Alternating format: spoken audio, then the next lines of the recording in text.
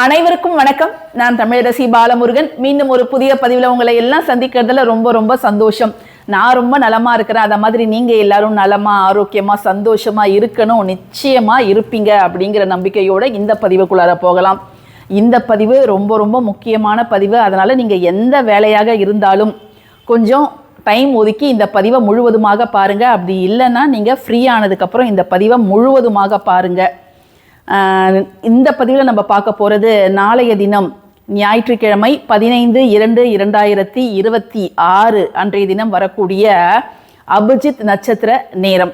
ஒவ்வொரு மாதமும் இந்த அபிஜித் நட்சத்திர நேரத்தை பற்றிய நம்ம பதிவுகள் கொடுத்துக்கிட்டே தான் இருக்கிறோம். அதிலும் அந்த தினத்துக்கு முந்தின தினம் தான் நான் கொடுப்பேன். ஏன்னா நம்ம முன்னாடியே கொடுத்துட்டோம்னா நிறைய பேர் மிஸ் பண்ணிடுறாங்க. மைத்ரேய முகூர்த்தத்தை நிறைய பேர் மிஸ் பண்ணிடுறீங்க. ஸோ நம்ம முந்தின நாள் கொடுத்தா தான் இது நல்லாவே எல்லாருக்கும் ரீச் ஆகும். அப்படிங்கிறதால தான் நான் இன்னைக்கு தரேன். நாளைக்கு ரொம்ப ரொம்ப ரொம்ப அற்புதமான 24 நிமிடங்கள் நமக்கு கிடைத்திருக்கிறது. பொதுவாக சாதாரணமான நாளில் வந்தாலே இந்த அபிஜித் நட்சத்திர நேரம் அப்படிங்கிறது வெற்றியை வாரி வழங்கக்கூடிய நேரம். அதிலும் நாளைக்கு மகா சிவராத்திரியோடு சேர்ந்து வந்திருக்கும் பொழுது கேட்கவே வேணாங்க.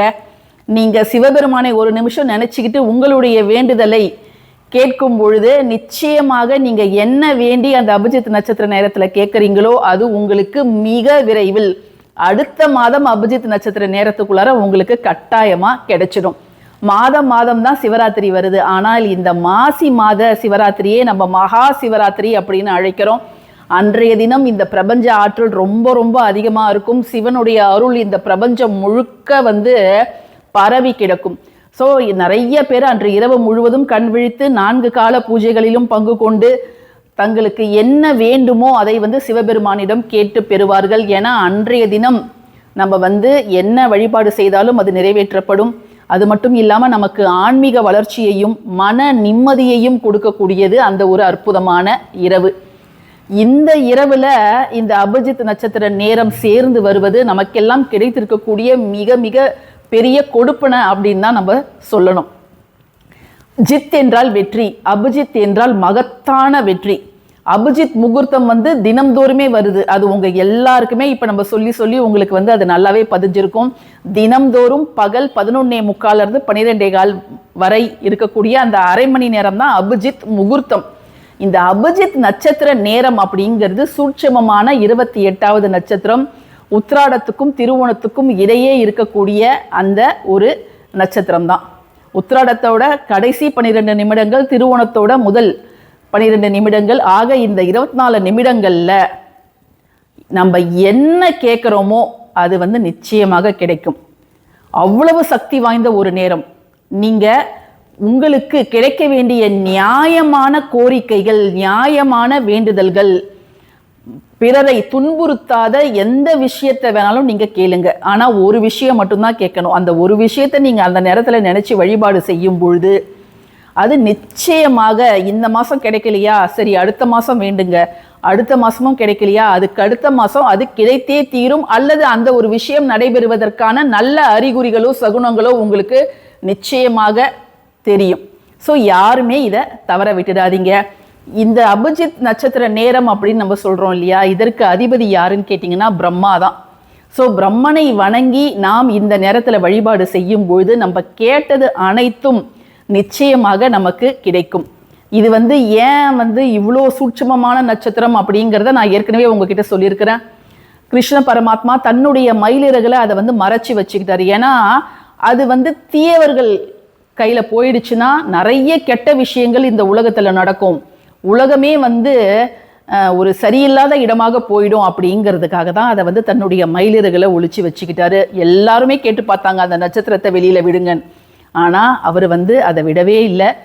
மாதத்துல ஒரே ஒரு நாளோ அல்லது 2 நாட்கள் மட்டும்தான் இந்த நட்சத்திரம் வரும், அந்த சுழற்சியில வரும். ஸோ அதை நம்ம தவறாம பயன்படுத்திக்கணும்.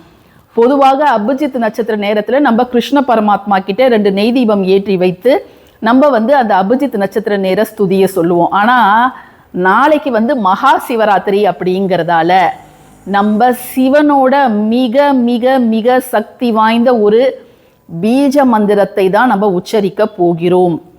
இதை மட்டும் நாளைக்கு நீங்க சரியான முறையில் உச்சரிச்சிட்டிங்கன்னா இதனால நமக்கு கிடைக்கக்கூடிய பலன்கள் வந்து அவ்வளோ பலன்கள் நமக்கு கிடைக்கும். நாளைக்கு ஞாயிற்றுக்கிழமை காலையில் தலை குளிங்க. அசைவத்தை எக்காரணத்தை கொண்டும் சாப்பிடாதீங்க. சைவ உணவுகள் அதுவும் வந்து ரொம்ப லைட் ஃபுட்டை வந்து சாப்பிடுங்க. நீங்கள் இரவு முழுவதும் விரதம் இல்லாவிட்டால் கூட பரவாயில்ல, இந்த ஒரு மந்திரத்தை இந்த அபிஜித் நட்சத்திர நேரத்தில் உச்சரிக்கணும் அப்படிங்கிறதுக்காகவே நீங்கள் இத்தகைய மெஷர்ஸ் எல்லாம் நீங்கள் ஃபாலோ பண்ணுங்க. யாருக்கிட்டையும் காலையில இருந்து வாக்குவாதங்களில் ஈடுபடாதீங்க. ஓம் நமச்சிவாயா அப்படிங்கிற அந்த மந்திரத்தை உச்சரிச்சுக்கிட்டே இருங்க. இன்னும் நான் பதிவுகள் போடுவேன், அதையும் தொடர்ந்து பாருங்க. ஏன்னா நாளைக்கு இந்த நேரத்தில் வருடத்தில் வரக்கூடிய ஒரே ஒரு நாள் நீங்கள் செய்ய வேண்டிய விஷயங்கள்லாம் என்னென்ன அப்படிங்கிறத நீங்கள் தொடர்ந்து பாருங்க. இப்போ நம்ம மாதந்தோறும் யூஸ்வலாக சொல்வோம் இல்லையா அந்த ஸ்துதி, அதை வந்து இப்போ பார்த்துடலாம். அபிச்சித்த ஆகமாந்து தீர அபிஜிதாம்பர நக்ஷத்ராணாம் நாததீய ஜோதினாம் நலகங்காதர பவதாரண சிவஷ்ய விஷ்ணு மேதினாம் பவதவலாம் சுத பரிபாலய சரணாகத பாகிமாம். இந்த ஒரு மந்திரத்தை குறைந்தது 3 முறை நீங்க உச்சரித்தாலே போதுமானதுங்க. இப்போ அந்த சிவபெருமானுடைய சக்தி வாய்ந்த மந்திரம், பொதுவாக சிவபெருமானோட மந்திரம் ஓம் நமச்சிவாய அந்த பஞ்சராட்சர மந்திரத்தை உச்சரித்தாலே நமக்கு எல்லாமே கிடைக்கும். அது மட்டும் இல்லாம சிவனோட காயத்ரி மந்திரம் இருக்கு, மகா மிருத்யுஞ்ச மந்திரம் இருக்குது. பட் இது வந்து பீஜ மந்திரம். பீஜ மந்திரம் அப்படின்னாலே விதை மந்திரங்கள். எப்படி ஒரு விதையை போட்டால் அதுல இருந்து பெரிய விருட்சம் வளர்கிறதோ அதே போலவே இந்த ஒரு வார்த்தையை நாம் மனதார முழு மனதோடு சுத்தபத்தமான உடலோடும் மனதோடும் இதை நம்ம உச்சரிக்கும் பொழுது, அதிலும் மகா சிவராத்திரி அன்னைக்கு இந்த ஒரு மந்திரத்தை நீங்க உச்சரிச்சிங்கன்னா நீங்க உண்மையிலேயே கொடுத்து வைத்தவர் அப்படின்னு தான் அர்த்தம். அது என்ன வார்த்தை, அது என்ன பீஜ மந்திரம், அதை உச்சரிப்பதால் நமக்கு கிடைக்கும் பலன்கள் என்ன அப்படிங்கிறத இப்ப நம்ம பார்த்துடலாம். நாம உச்சரிக்க வேண்டிய மிக சக்தி வாய்ந்த பீஜ மந்திரம் இதுதாங்க, ஹ்ரூம். இதை மட்டும் நீங்க மனதை ஆசுவாசப்படுத்தி நேர்மறை சிந்தனையோடு நல்லா மூச்சை இழுத்து வெளியில விட்டு ஒரு அமைதியான இடத்துல அமர்ந்து இந்த ஒரு வார்த்தையை 24 முறை அந்த ஒரு குறிப்பிட்ட நேரத்தில் நீங்க உச்சரிங்க. இந்த ஒரு பீஜ மந்திரத்தை உச்சரிப்பதன் மூலம் நமக்கு கிடைக்கக்கூடிய பயன்கள் கீழே கொடுத்துருக்குறாங்க. This is the Beej mantra for Lord Shiva. Lord Shiva protects from sudden death, fatal diseases, gives immortality, moksha and all-round success if a person recites it with devotion along with the mantras of Shiva. நீங்கள் சிவராத்திரி விரதம் இருந்தாலும் சரி இல்லாவிட்டாலும் சரி, நீங்கள் இந்த ஒரு வார்த்தையை நாளைய தினம் உச்சரிக்கும் பொழுது அவ்வளவு புண்ணியமான பலன்கள், நீங்கள் எடுத்து வைக்கக்கூடிய அனைத்து காரியத்திலும் உங்களுக்கு வெற்றி அப்படிங்கிறது நிச்சயமாக கிடைக்கும். நோய் நொடியற்ற வாழ்க்கை அப்படிங்கிறது கிடைக்கும். திடீர் மரணங்கள்லேருந்து நம்ம தப்பிக்கலாம். ஒரு பாவம் இல்லாத வாழ்க்கை நமக்கு கிடைக்கும், மோட்சம் கிடைக்கும் அப்படின்னு சொல்லப்படுது. இப்போ எல்லாத்தையும் பார்த்தாச்சு, நேரத்தை நம்ம சொல்லலை பார்த்தீங்களா? நேரம் என்ன அப்படின்னு பார்த்தீங்கன்னா ஞாயிற்றுக்கிழமை இரவு 7:36 மணிலிருந்து 8 மணி வரை 7:36 PM to 8 PM. இந்த 24 மினிட்ஸ் தான் பவர்ஃபுல்லான 24 மினிட்ஸு. சில பேர் கேட்கலாம், மைத்ரேயி முகூர்த்தம் நம்ம சொல்லும்போது மற்ற சேனல் வேற சொல்கிறாங்க, நீங்கள் வேற சொல்கிறீங்க அப்படின்னு கேட்கலாம். அவங்க வந்து எந்த பஞ்சாங்கம் ஃபாலோ பண்ணுறாங்க இல்லை சாஃப்ட்வேர் ஃபாலோ பண்ணுறாங்கன்னு நம்மளுக்கு தெரியாது.